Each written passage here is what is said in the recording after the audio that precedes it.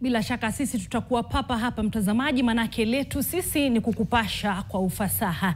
Na naibu gavana wa kaunti ya Machakos Francis Mwangangi ameitaka serikali kuwalinda vijana wa Gen Z wakati wa maandamano yaliyopangiwa tarehe 25 Juni ya kuwakumbuka vijana waliouawa katika wakati wa maandamano ya mwaka jana.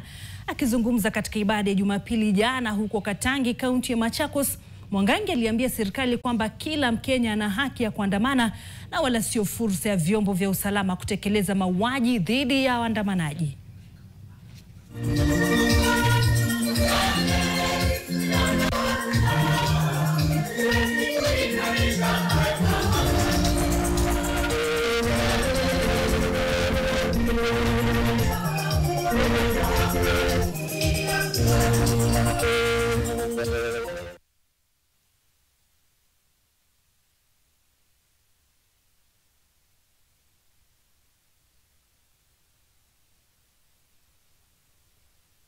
Jenzi wetu wanatokea nje, wanatoka wanatembea, wanatoka wanasema wataoccupy, watafanya nini.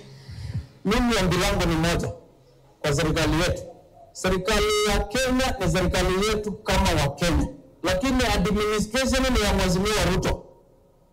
So nataka niwaombe, wameua watu wengi, waachane na Jay-Z.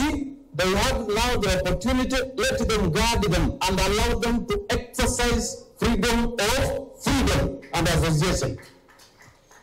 Wani wataua watu wangapi watamwaka mna gani taifa hii yetu? So hatutaki umwagikaji wa damu.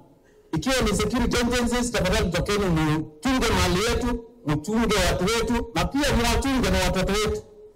They have every right to agitate for their rights.